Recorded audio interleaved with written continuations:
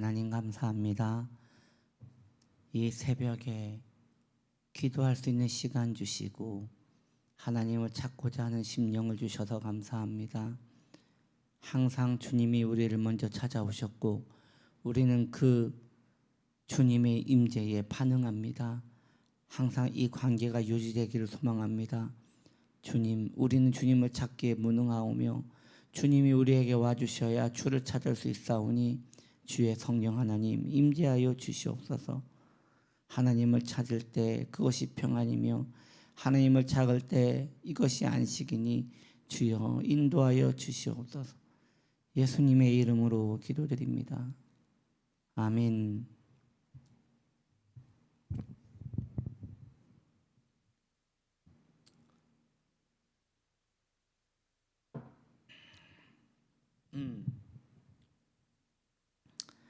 빌립보서 4장 21절로 22절. 그리스도 예수 안에 있는 성도에게 각각 문안하라. 나와 함께 있는 형제들이 너희에게 문안하고 모든 성도들이 너희에게 문안하되 특히 가이사의 집 사람들 중 몇이니라. 아멘.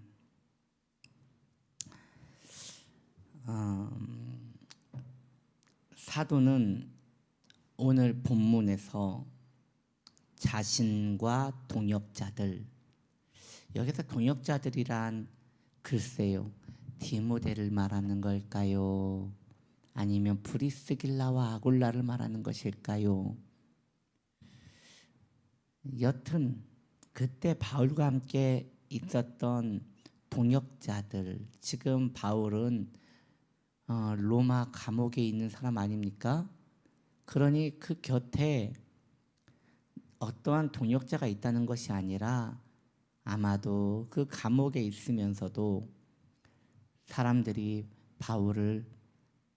동역자들이 바울을 찾아준 것이 아닌가라는 생각이 듭니다. 어찌 보면 그 로마서에는 나오지 않지만 그 사도행전에 보면 바울이 로마에 갇혀 있을 때에 사람들을 만나는 것이 자유로웠다, 그렇게 배려를 해주었다, 바울에게 그러한 배려를 해주었다라고 말하고 있는데, 그때 많은 동역자들이 바울과 함께 교제를 하지 않았을까 싶습니다. 여튼 지금 사도 바울은 오늘 본문에서 자신과 동역자들, 그리고 그곳에서 함께 전도했던, 그곳에서 복음을 전했던 로마 교인 모두의 인사를 빌립보 성도들에게 전하고 있어요. 참 감옥에 있으면서 여유롭지 않습니까? 지금 바울이 감옥에 있으면서 그곳에서 교제했던 로마의 성도님들, 그리고 자신의 동역자들, 이렇게 교제하는 사람들의 그 안부를 빌립보 성도들에게 전해주는 것이에요. 그러니까 이런 거죠. 빌립보 성도님들의 편지 쓸 때 이 사람들아 잘 지내는가? 평안하신가?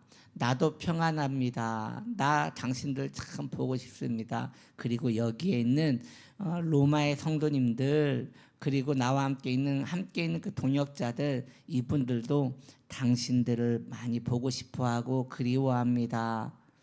아니 얼굴도 보지 않았을 텐데 뭘 그렇게 그리워합니까? 이게 지금 핵심이라는 것이에요. 성도는 성도끼리 이런 친밀함이 있다는 것이죠. 실제 이러한 사도 바울 서신에 나오는 인사들은요, 인사글은 그 사도 바울의 모든 서신에 다 등장을 합니다.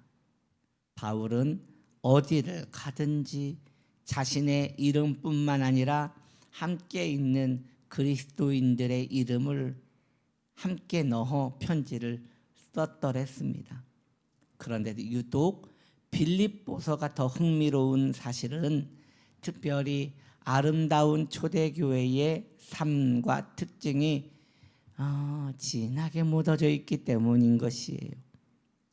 사도가 의도적으로 그러려고 했던 것은 아닐 것이에요.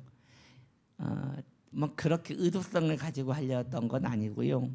인사말을 전하다 보니 우연히 그렇게 교회의 아름다운 모습을 비추어 주지 않았는지, 그래서 성경이 진짜가 아닌가, 그래서 바울의 서신이 진짜가 아닌가, 그래서 하나님의 사람들이 쓰는 그 글이 우연에서 비추어지는 그 아름다운 의미들이 나타나면서 진짜를 드러내는 것이 아닌가라는 생각을 해봅니다. 신약 성경에 나오는 이런 모습을 오늘날 교회가 되찾는 것이야말로 오늘날 교회에 가장 필요한 일이라는 생각이 듭니다. 서신서에 나오는 초대 교회들의 특징을 읽어보면요, 이후 교회와 너무나 다른 어찌 같은 교회인데 이리도 다를까라고 할 정도로 너무나 다른 슬픔이 밀려옵니다. 너무나 달라서 마음이 슬퍼져요. 전체적으로 어느 순간 교회가 형식적이 되었습니다. 관습적이 되어버렸습니다. 그렇게 오늘날 교회들이 많이들 영적으로 죽어버린 것이 아닌가라는 생각을 합니다. 참 슬픈 일이에요.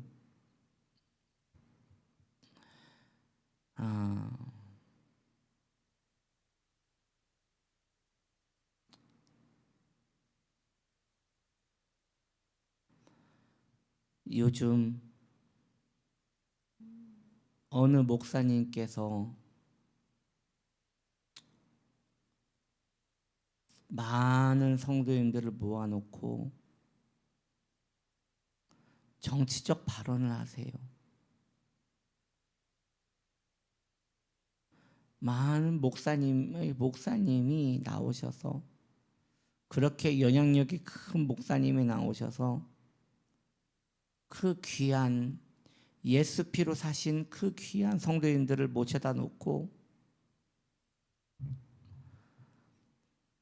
그런 정치적 성향의 발언을 막 하는 거예요. 그게 예수님하고 무슨 관계인지 모르겠지만 그렇게 막 이야기를 해요.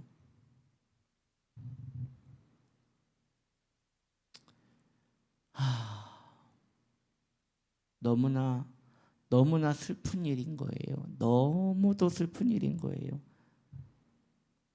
아니, 왜 목사님이 정치 이야기를 합니까? 목사님이 예수님 이야기하고 영혼 살리는 이야기하고 하나님 사랑하는 이야기하고 복음에 대한 이야기하기에도 시간이 빠듯한데 왜 그런 이야기를 합니까? 너무나 교회가 타락해가고 있지 않은가. 너무 슬픕니다. 너무 슬픕니다. 주님이 많이 슬퍼하실 것 같아요. 물론 그렇지 않은 교회들이 훨씬 많기에 한국 교회에 소망이 있어요. 그러나 기독교라는 이름을 가지고 그런 집회를 모으고 하는 것들이 어찌 지금 이렇게 버젓이 나타나는지. 에휴, 이렇게 거의 죽어버린 신앙들이 있다는 것을 봅니다. 이 같은 신약 성경의 본문들을 읽어보자면 특히 그 인사말을 살짝 읽어보면요, 그 당시 성도님들이 얼마나 아름다운 교제를 나누었었는지 알 수 있어요. 함께 모여서 하나님을 예배하고 복음을 연구하고 복음에 합당한 삶을 살고 있는지 함께 삶을 나누고 이러한 일들을 초대교회 성도님들은 함께 하셨던 것 같아요. 그들 사이에 있었던 교제가 아름다워, 그들 사이에 있었던 그리스도의 사랑이 아름다워, 그리스도를 사랑하니 그리스도가 사랑하신 그 성도를 함께 사랑하는 그 모습들이 아름다워 각별한 친밀감과 배려를 금세 감지할 수 있게 되는 것입니다. 신약 성경은 교회는 그리스도의 몸이라고 하면서 각기 다른 지체들의 성격과 관계가 어떤 것인지를 우리에게 상기시켜주고 있습니다. 신약의 교회에 나타나는 교회의 생명력, 능력, 교제, 배려를 보면 너무나 감동적인 일들이 많아요. 초대교회 모임이 어땠을까 상상해보고 오늘날 교회의 전형적인 모임과 서로 비교해보면 확연한 차이가 느껴질 것입니다. 건물과 형식, 의식과 관례, 계급 조직, 발달, 직책 이러한 것들이 점점 발달되면서 이런 것들에 관심을 쏟게 되면서 오늘날의 이러한 추세를 신약 성경이 지지하고 있는지 한번 생각해 볼 일입니다. 신약의 교회는 1차적으로 한 뜻을 가진 모임이었습니다. 그 한 뜻이라는 게 종교적 편향 이런 걸 이야기하는 것이 아니라 그 한 뜻이라는 건 예수 십자가, 그 한 뜻이라는 것은 예수의 십자가 그거 하나입니다. 그거 하나여야 합니다. 왜 십자가로 돌아오지 못하는가에 대한 이야기, 회심 이런 거여야 합니다. 십자가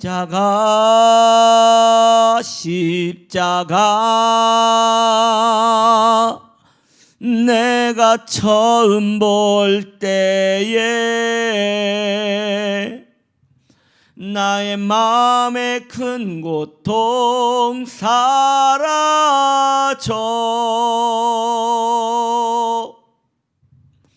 오늘 믿고서 내 눈 밝았네 참 내 기쁨 영원하도다.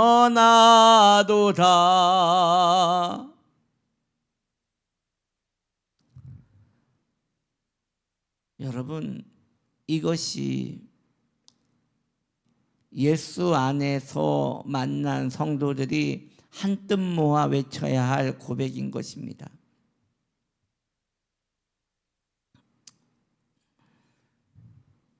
신약의 교회들은 친밀감이 있었습니다.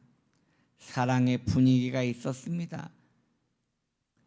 서로 예수 믿는다는 게 사랑스러워 그 안에 아름다움이 넘쳤습니다. 그런 형식적인 것, 그 권위적인 것, 힘에 대한 행사 이런 것들이 전혀 없었겠지요. 그 옛 성도들의 모습, 그들은 형식적인 것에 매이지 않았습니다. 그런 걸 중요하게 생각하지 않았습니다. 그들의 온통 관심은 본질이었습니다. 그들에게 형식이 필요하다면 그 본질을 드러내기 위한 아마 형식이었을 것입니다. 그때 교회들은 핍박이 너무 심했기에 집에서 모였습니다. 그들은 어디에서 모이든 거기에 늘 하나님 사랑함과 성도 사랑함이 넘쳤습니다. 그렇게 모인 자들을 향하여 성경은 그들이 교회다라고 말하는 것입니다. 우리도 그런 교회 되기 원합니다. 오늘은 여기까지 하겠습니다. 기도합니다. 하나님, 우리가 교회를 사랑하고 예수를 사랑하고 성도를 사랑하는 아름다운 교회 되게 하여 주시옵소서. 한뜻 모아 복음이 드러나는 교회 되게 하여 주시옵소서. 예수님의 이름으로 기도드립니다. 아멘.